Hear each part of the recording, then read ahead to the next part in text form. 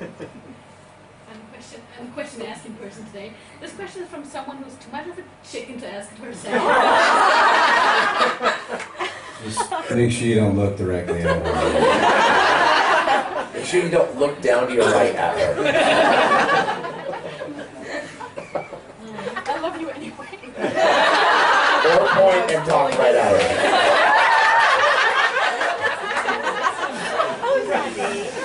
You just want to ask us a question? Me? Yeah. I get up after her. Oh, one more to the right. Oh, this one. Why don't you just get up and say it? You know, it's Shannon. I'm just kidding. Go ahead. I hope I got it right because I didn't write it down. I'm sorry. It's about doing cover songs. So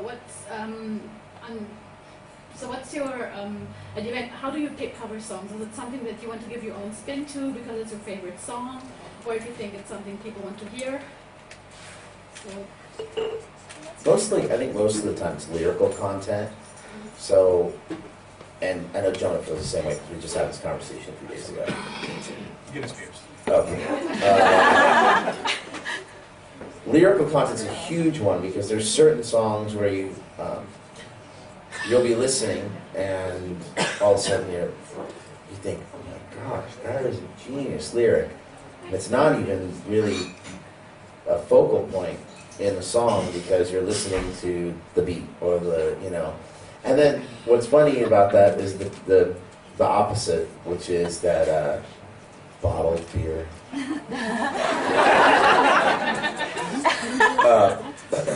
Cheers. There's the opposite of that, which is Beer. the opposite of that, which is there's so many songs out there where the lyrical content's so bad, but like the music is like good enough that people like love it. Like I was listening to the song the other day, I was can't fight the moonlight. And I'm like, that's the fucking dumbest lyric I've ever heard. You can't fight the moonlight. Like, terrible internal rhyme, first of all, and just like dumb idea.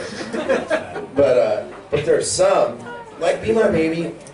I love that song because the song, the original, it has its own charm and cool thing to it, and I love it. Phil Spector is obviously an amazing producer, and that track was well done. But I almost feel like whoever I think it was Spector and someone else who wrote it. I feel like the original version had to have been. Someone had to have thought of playing it slow, because the lyrics they're very poignant and very sweet and tender, and the way it's sung by Ronnie Spector is very poppy and be my baby. It's like the whole thing was like they were just it was the era and the time, and they were trying to make this upbeat happy song. But the lyrical content of it, I feel like, is really sweet. Like I feel like it's one of those songs that I think, to answer your question in one sentence, is because I'm being very wordy right now. That's okay. Is I like to do songs that I wish I wrote. That's why I like to cover songs that I wish that I wrote. I like and then make them my own and put my own little twist on it. I rarely ever will do a song exactly the way that it's done. Yeah, I mean, I don't want to give away that one song that you cover on the piano because yeah. Because I think you should at some point release it, but I mean, I can at least talk about it. I mean, it's not. It's all about a message, I think. And it's something that Steve and I definitely agree on. And I think there are many songs that are recorded, and you're kind of like, how the fuck how did they get to there? There's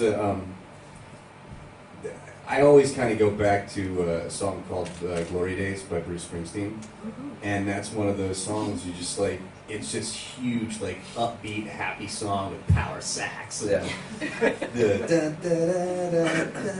Like these huge keyboard sound and everything, and ba ba ba. yeah, it's terrible. You're like, You guys know that song? Yeah.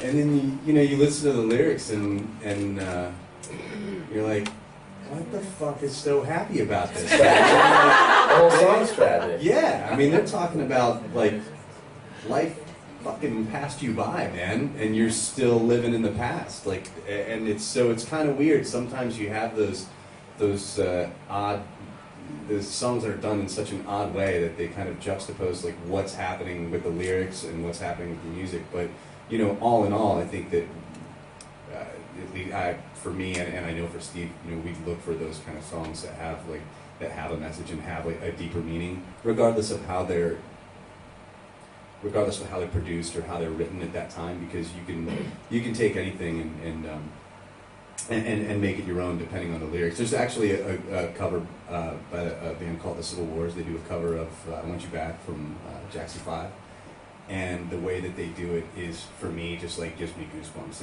It's so impressive, because when you hear this lady, they're like a duet. When you hear the lady sing the lyrics, you're like, oh my god.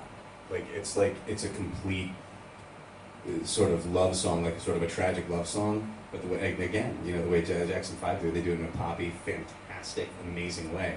There's just so many different approaches that you can have to different